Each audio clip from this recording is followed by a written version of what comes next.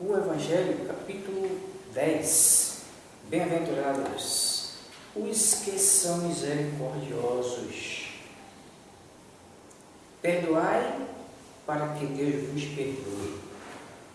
Reconciliação com os adversários. O sacrifício mais agradável a Deus. O arqueiro e a trave no olho. Não julgueis para não serdes julgados. Atire a primeira pedra aquele que estiver sem pecado. Instruções dos Espíritos, perdão das ofensas, a indulgência. É permitido repreender os outros, notar as imperfeições de outrem, divulgar o mal de outrem. Perdoai para que Deus vos perdoe. Bem-aventurados os que são misericordiosos, porque obterão misericórdias. Isto está em Mateus, capítulo 5, versículo 7.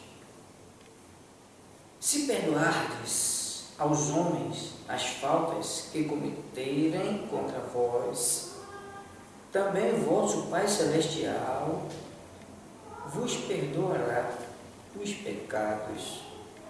Mas se não perdoardes aos homens quando vos tenham ofendido, vosso Pai Celestial também não vos perdoará os pecados. Mateus capítulo 6, versículo 14 e 15. Se contra vós pecou vosso irmão, ide fazer-lhes sentir a falta em particular, a sós com ele. Se vos atender, tereis ganho o vosso irmão.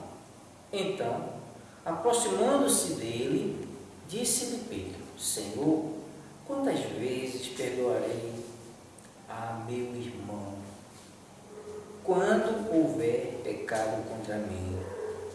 Até 7 vezes? Respondeu-lhe Jesus: Não vos digo que perdoeis até 7 vezes, mas até 70 vezes 7 vezes. Mateus capítulo 18, versículo 15, 21 e 22. A misericórdia e o complemento da brandura, porquanto aquele que não for misericordioso não poderá ser brando e pacífico. Ela consiste no esquecimento e no perdão das ofensas. O ódio e o rancor denotam alma sem elevação, nem grandeza. O esquecimento das ofensas é próprio da alma elevada, que paira acima dos golpes que lhe possam desferir. Uma é sempre ansiosa, de sombria suscetibilidade e cheia de fel. A outra é calma, toda mansidão e caridade. Ai daquele que diz, nunca perdoarei. Esse, se não for condenado pelos homens, sê-lo por Deus. Com que direito reclamaria ele o perdão de suas próprias faltas, se não perdoa as dos outros? Jesus nos ensina que a misericórdia não deve ter limites, quando diz que cada um perdoe ao seu irmão, não 7 vezes, mas 70 vezes 7 vezes. Há, porém, duas maneiras bem diferentes de perdoar. Uma grande, nobre, verdadeiramente generosa, sem pensamento oculto, que evita com delicadeza ferir o amor próprio e a suscetibilidade do adversário, ainda quando este último nenhuma justificativa possa ter. A segunda é a em que o ofendido, ou aquele que tal se julga, impõe ao outro condições humilhantes e lhe faz sentir o peso de um perdão que irrita em vez de acalmar. Se estende a mão ao ofensor, não faz com benevolência, mas com ostentação, a fim de poder dizer a toda a gente: veja como sou generoso. Nessas circunstâncias, é impossível uma reconciliação sincera de parte a parte. Não há aí generosidade, há apenas uma forma de satisfazer ao orgulho.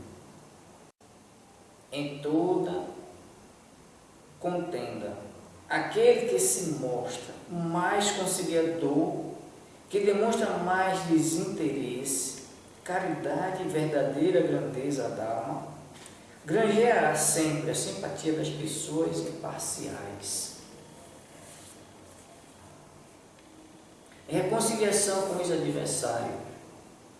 Reconciliai-vos o mais depressa possível com o vosso adversário, enquanto todos estáis a caminho, para que ele não vos entregue ao juiz. O juiz não vos entregue ao ministro da justiça e não sejais metido em prisão. Digo-vos, em verdade, que daí não saireis, enquanto não houveres pago o último centavo. Mateus capítulo 5, versículo 25 e 26. Na prática do perdão, como em geral, na do bem, não há somente um efeito moral, há também um efeito material. A morte, como sabemos, não nos livra dos nossos inimigos. Os espíritos vingativos perseguem, muitas vezes, com seu ódio no alto túmulo, aqueles contra os quais guardam rancor, donde decorre a falsidade do provérbio que diz: morto o animal, morto o veneno, quando aplicado ao homem. O espírito mau espera que o outro, a quem ele quer mal, esteja preso ao seu corpo e, assim, menos livre, para mais facilmente o atormentar, ferindo os seus interesses ou nas suas mais caras afeições. Nesse fato reside a causa da maioria dos casos de obsessão, sobretudo dos que apresentam certa gravidade, quais os de subjugação e possessão. O obsidiado e o possesso são, pois, quase sempre vítimas de uma vingança cujo motivo se encontra em existências anteriores e à qual o que a sofre deu lugar pelo seu proceder. Deus o permite para os punir do mal que a seu turno praticaram, ou se tal não ocorreu, ou haverem faltado com a indulgência e a caridade, não perdoando.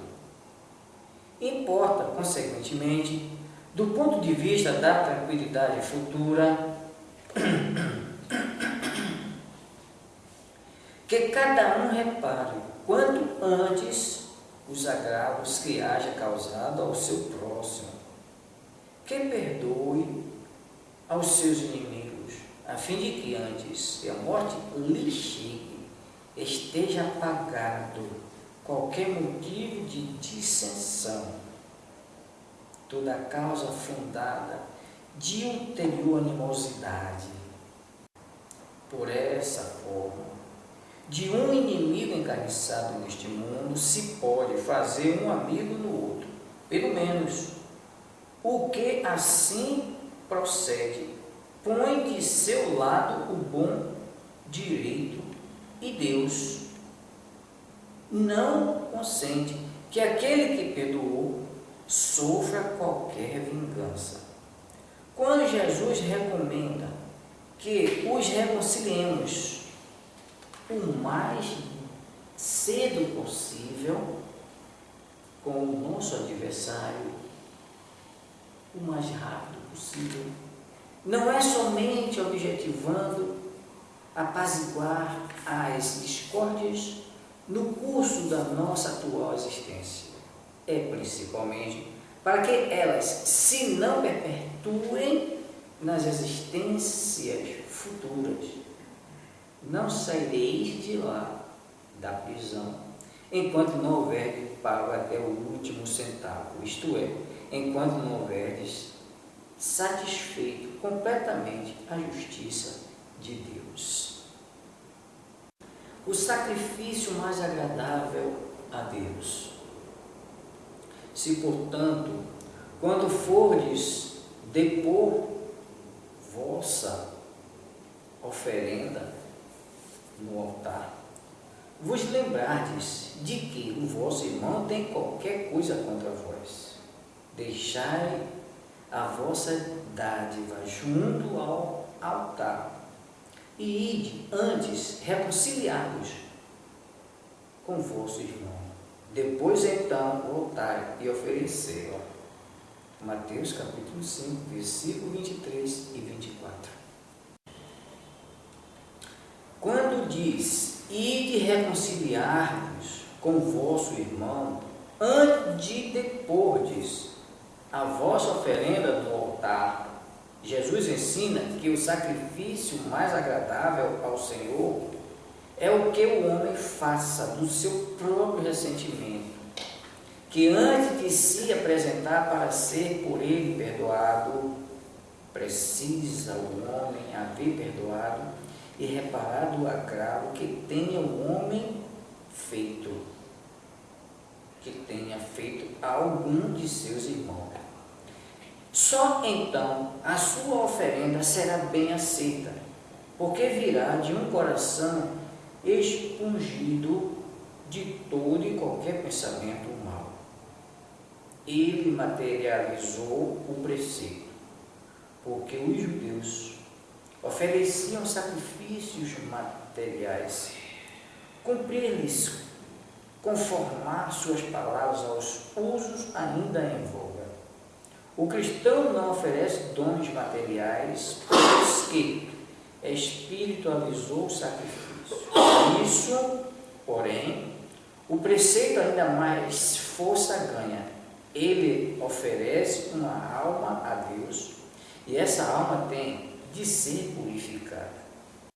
Entrando no templo do Senhor, deve ele deixar fora todo sentimento de ódio e de animosidade, todo mau pensamento contra seu irmão. Só então os anjos levarão sua prece aos pés do Eterno. Eis aí o que ensina Jesus por estas palavras: deixai a vossa oferenda junto do altar, e ide primeiro reconciliar-vos com vosso irmão, se quiserdes ser agradável ao Senhor. O arqueiro e a trave no olho. Como é que vedes um arqueiro no olho do vosso irmão, quando não vedes uma trave no vosso olho? Ou como é que dizeis ao vosso irmão, deixai-me tirar um arqueiro do teu olho, vós que tendes no vosso uma trave? Hipócritas, tirai primeiro a trave do vosso olho, e depois, então, vede como podereis tirar o arqueiro do olho do vosso irmão. Mateus, capítulo 7, versículo 3 a 5. Uma das insensatez da humanidade consiste em verdes o mal de outrem, antes de verdes o mal que está em nós. Para julgar-se a si mesmo, fora preciso que o homem pudesse ver seu interior num espelho, pudesse, de certo modo, transportar-se para fora de si próprio, considerar-se como outra pessoa e perguntar: que pensaria eu se visse alguém fazer o que faço? Incontestavelmente, é o orgulho que induz o homem a dissimular para si mesmo os seus defeitos, tanto morais quanto físicos. Semelhante insensatez é essencialmente contrária à caridade, porquanto a verdadeira caridade é modesta, simples e indulgente. Caridade orgulhosa é um contrassenso, visto que esses dois sentimentos se neutralizam um ao outro. Com efeito, como poderá um homem bastante presunçoso para acreditar na importância da sua personalidade e na supremacia das suas qualidades, possuir ao mesmo tempo abnegação bastante para fazer ressaltar em outrem o bem que o eclipsaria, em vez do mal que o exalçaria? Por isso mesmo, porque é o pai de muitos vícios. O orgulho é também a negação de muitas virtudes. Ele se encontra na base e como móvel de quase todas as ações humanas. É essa a razão por que Jesus se empenhou tanto em combatê-lo como principal obstáculo ao progresso. Não julgueis para não serdes julgados. Atire a primeira pedra aquele que estiver sem pecado. Não julgueis a fim de não serdes julgados, porquanto sereis julgados conforme houverdes julgado os outros. Empregar-se-á convosco a mesma medida de que vos tenhais servido para com os outros. Mateus, capítulo 7, versículo 1 e 2. Então, os escribas e os fariseus lhes trouxeram uma mulher que fora surpreendida em adultério e, pondo-a de pé no meio do povo, disseram a Jesus: Mestre, esta mulher acaba de ser surpreendida em adultério. Ora, Moisés, pela lei, ordena que se lapidem as adúlteras. Qual sobre isso a tua opinião? Diziam isto para o tentarem e terem de que o acusar. Jesus, porém, abaixando-se, entrou a escrever na terra com o dedo. Como continuassem a interrogá-lo, ele se levantou e disse: aquele entre vós que estiver sem pecado, atire a primeira pedra. Em seguida, abaixando-se de novo, continuou a escrever no chão. Quanto aos que o interrogavam, esses, ouvindo-o falar daquele modo, se retiraram um após outro, afastando-se primeiro os velhos. Ficou, pois, Jesus a sós com a mulher, colocada no meio da praça. Então, levantando-se, perguntou-lhe Jesus: Mulher, onde estão os que te acusavam? Ninguém te condenou? Ela respondeu: Não, Senhor. Disse-lhe Jesus: Também eu não te condenarei. Vai-te, e de futuro não tornes a pecar. João, capítulo 8, versículo 3 a 11. Atire-lhe a primeira pedra aquele que estiver isento de pecado. Disse Jesus: Essa sentença faz da indulgência um dever para com nós outros, porque ninguém há que não necessite para si próprio de indulgência. Ela nos ensina que não devemos julgar com mais severidade os outros do que nos julgamos a nós mesmos, nem condenar em outrem aquilo de que nos absolvemos. Antes de profligarmos a alguém uma falta, vejamos se a mesma censura não nos pode ser feita. O reproche lançado à conduta de outrem pode obedecer a dois móveis: reprimir o mal ou desacreditar a pessoa cujos atos se criticam. Não tem excusa nunca este último propósito, porquanto, no caso, então, só há maledicência e maldade. O primeiro pode ser louvável e constitui mesmo, em certas ocasiões, um dever, porque um bem deverá daí resultar, e porque, a não ser assim, jamais na sociedade se reprimiria o mal. Não cumpre, aliás, ao homem auxiliar o progresso do seu semelhante?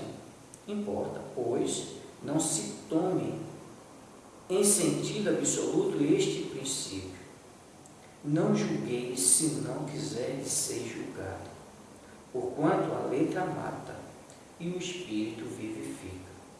Não é possível que Jesus já haja proibido se profligue o mal, uma vez que ele próprio nos deu o exemplo, tendo-o feito até em termos energéticos.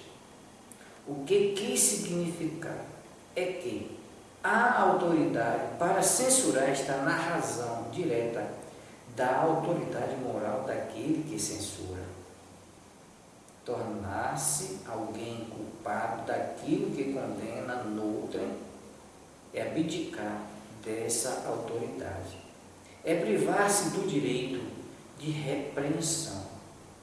A consciência íntima, ao demais, nega respeito e submissão voluntária àquele que, investido de um poder qualquer, viola as leis e os princípios de cuja aplicação lhe cabe o encargo.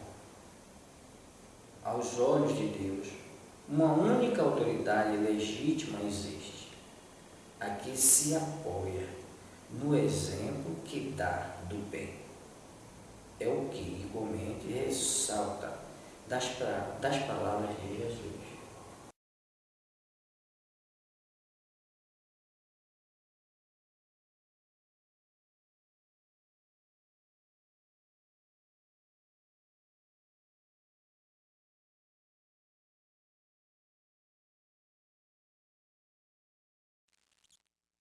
Correção, perdoai, para que Deus vos perdoe. Bem-aventurados os que são misericordiosos, porque obterão misericórdia. Mateus, capitão v. 7, 2. Se perdoardes aos homens as faltas que cometerem contra vós, também vosso Pai Celestial vos perdoará os pecados, mas, se não perdoardes aos homens quando vos tenham ofendido, vosso Pai Celestial também não vos perdoará os pecados. Mateus, capitão v. 14, 15, 3. Se contra vós pecou vosso irmão, ide fazer-lhe sentir a falta em particular, a sós com ele, se vos atender, tereis ganho o vosso. E o irmão, então, aproximando-se dele, disse-lhe Pedro: Senhor, quantas vezes perdoarei a meu irmão, quando houver pecado contra mim? Até 7 vezes, respondeu-lhe Jesus. Não vos digo que perdoeis até 7 vezes, mas até 70 vezes 7 vezes. Mateus, capitão v. 15, 21 e 22, 4. A misericórdia é o complemento da brandura, porquanto aquele que não for misericordioso não poderá ser brando e pacífico. Ela consiste no esquecimento e no perdão das ofensas. O ódio e o rancor denotam alma sem elevação, nem grandeza. O esquecimento das ofensas é próprio da alma elevada, que paira acima dos golpes que lhe possam desferir. Uma é sempre ansiosa, de sombria suscetibilidade e cheia de fel, a outra é calma, toda mansidão e caridade. Ai daquele que diz: nunca perdoarei. Esse, se não for condenado pelos homens, sê-lo-á por Deus. Com que direito reclamaria ele o perdão de suas próprias faltas, se não perdoa as dos outros? Jesus nos ensina que a misericórdia não deve ter limites, quando diz que cada um perdoe ao seu irmão, não 7 vezes, mas 70 vezes 7 vezes. Há, porém, duas maneiras bem diferentes de perdoar: uma, grande, nobre, verdadeiramente generosa, sem pensamento oculto, que evita, com delicadeza, ferir o amor próprio e a suscetibilidade do adversário, ainda quando este último nenhuma justificativa possa ter. A segunda é em que o ofendido, ou aquele que tal se julga, impõe ao outro condições humilhantes e lhe faz sentir o peso de um perdão que irrita. Em vez de acalmar, se estende a mão ao ofensor, não o faz com benevolência, mas com ostentação, a fim de poder dizer a toda a gente: vede como sou generoso. Nessas circunstâncias, é impossível uma reconciliação sincera de parte a parte. Não há aí generosidade, há apenas uma forma de satisfazer ao orgulho. Em toda contenda, aquele que se mostra mais conciliador, que demonstra mais desinteresse, caridade e verdadeira grandeza da alma granjeará sempre a simpatia das pessoas imparciais. 2. Correção, reconciliação com os adversários. 5. Reconciliai-vos o mais depressa possível com o vosso adversário, enquanto estáis com ele a caminho, para que ele não vos entregue ao juiz, o juiz não vos entregue ao ministro da justiça e não sejais metido em prisão. Digo-vos, em verdade, que daí não saireis, enquanto não houverdes pago o último ceitil. Mateus, capitão v. 25 e 26, 6. Na prática do perdão, como, em geral, na do bem, não há somente um efeito moral, há também um efeito material. A morte, como sabemos, não nos livra dos nossos inimigos, os espíritos vingativos perseguem, muitas vezes, com seu ódio, no além-túmulo, aqueles contra os quais guardam rancor, donde decorre a falsidade do provérbio que diz: morto animal, morto veneno, quando aplicado ao homem. O espírito mau espera que o outro, a quem ele quer mal, esteja preso ao seu corpo e, assim, menos livre, para mais facilmente o atormentar, ferir nos seus interesses, ou nas suas mais caras afeições. Nesse fato reside a causa da maioria dos casos de obsessão, sobretudo dos que apresentam certa gravidade, quais os de subjugação e possessão. O obsidiado e o possesso são, pois, quase sempre vítimas de uma vingança, cujo motivo se encontra em existência anterior, e é qual o que a sofre deu lugar pelo seu proceder. Deus o permite, para os punir do mal que a seu turno praticaram, ou, se tal não ocorreu, por haverem faltado com a indulgência e a caridade, não perdoando. Importa Conseguintemente, do ponto de vista da tranquilidade futura, que cada um repare, quanto antes, os agravos que haja causado ao seu próximo, que perdoe aos seus inimigos, a fim de que, antes que a morte lhe chegue, esteja apagado qualquer motivo de dissensão, toda causa fundada de ulterior animosidade. Por essa forma, de um inimigo encarniçado neste mundo se pode fazer um amigo no outro, pelo menos, o que assim procede põe de seu lado o bom direito e Deus não consente que aquele que perdoa ou sofra qualquer vingança. Quando Jesus recomenda que nos reconciliemos o mais cedo possível com o nosso adversário, não é somente objetivando apaziguar as discórdias no curso da nossa atual existência, é, principalmente, para que elas se não perpetuem nas existências futuras. Não saireis de lá, da prisão, enquanto não houverdes pago até o último centavo, isto é, enquanto não houverdes satisfeito completamente a justiça de Deus. 3. Correção: o sacrifício mais agradável a Deus. 7. Se, portanto, quando fordes depor vossa oferenda no altar, vos lembrardes de que o vosso irmão tem qualquer coisa contra vós, a vossa dádiva junto ao altar e de, antes, reconciliar-vos com o vosso irmão, depois, então, voltai a oferecê-la. S. Mateus, capitão v. 23 e 24, 8. Quando diz, ide reconciliar-vos com o vosso irmão, antes de depordes a vossa oferenda no altar, Jesus ensina que o sacrifício mais agradável ao Senhor é o que o homem faça do seu próprio ressentimento, que, antes de se apresentar para ser por ele perdoado, precisa o homem haver perdoado e reparado o agravo que tenha feito algum de seus irmãos. Só então a sua oferenda será bem aceita, porque virá de um coração expungido de todo e qualquer pensamento mau. Ele materializou o preceito, porque os judeus ofereciam sacrifícios materiais, cumpria-lhe conformar suas palavras aos usos ainda em voga. O cristão não oferece dons materiais, pois que espiritualizou o sacrifício. Com isso, porém, o preceito ainda mais força ganha. Ele oferece sua alma a Deus e essa alma tem de ser purificada.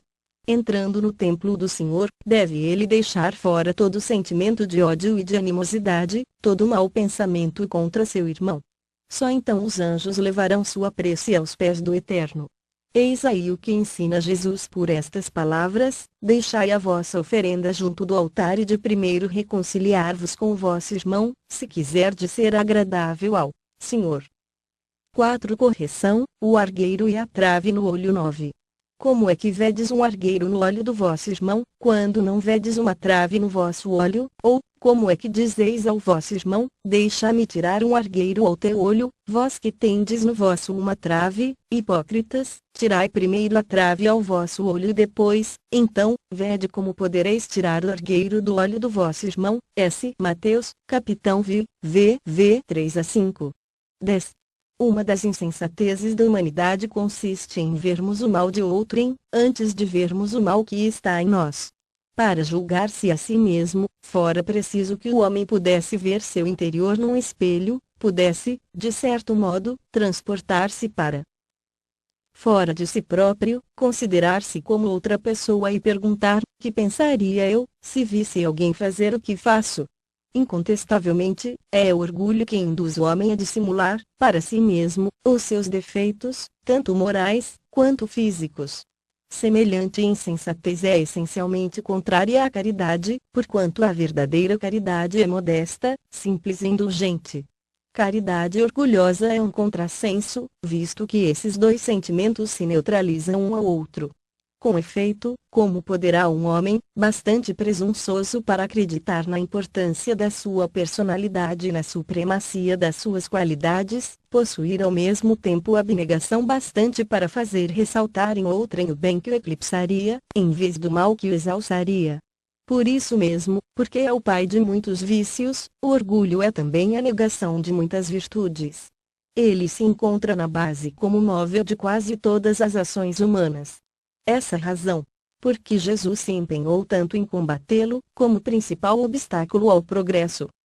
5. Correção: não julgueis, para não serdes julgados. Atire a primeira pedra aquele que estiver sem pecado. 11.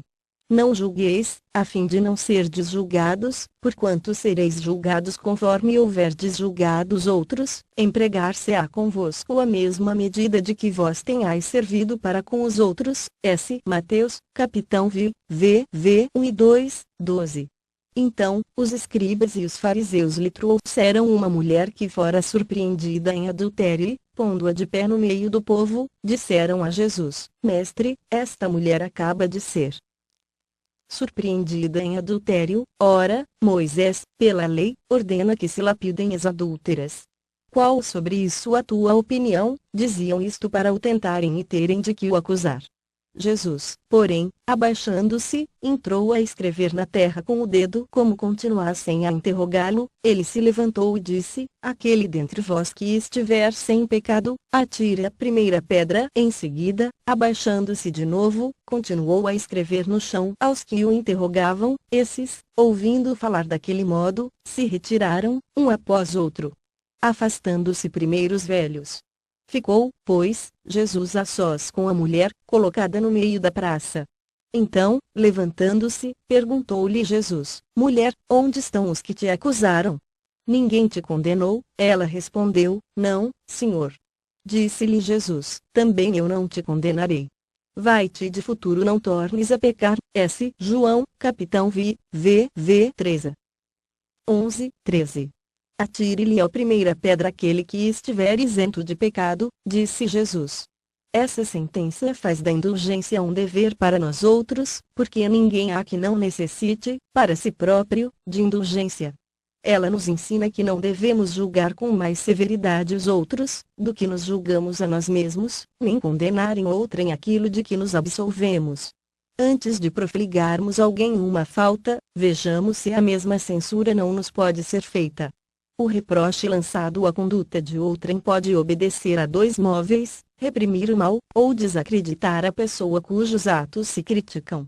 Não tem escusa nunca este último propósito, porquanto, no caso, então, só há maledicência e maldade. O primeiro pode ser louvável e constitui mesmo, em certas ocasiões, um dever, porque o bem deverá daí resultar, e porque, a não ser assim, jamais, na sociedade, se reprimiria o mal. Não cumpre, aliás, ao homem auxiliar o progresso do seu semelhante. Importa, pois, não se tome em sentido absoluto este princípio: não julgueis se não quiserdes ser julgado, porquanto a letra mata e o espírito vivifica. Não é possível que Jesus haja proibido se profligue o mal, uma vez que ele próprio nos deu o exemplo, tendo feito, até, em termos enérgicos. O que significará que a autoridade para censurar está na razão direta da autoridade moral daquele que censura. Tornar-se alguém culpado daquilo que condena noutrem é abdicar dessa autoridade, é privar-se do direito de repressão. A consciência íntima, ao demais, nega respeito e submissão voluntária àquele que, investido de um poder qualquer, viola as leis e os princípios de cuja aplicação lhe cabe o cargo. Aos olhos de Deus, uma única autoridade legítima existe, a que se apoia no exemplo que dá do bem. E o que, igualmente, ressalta das palavras de Jesus: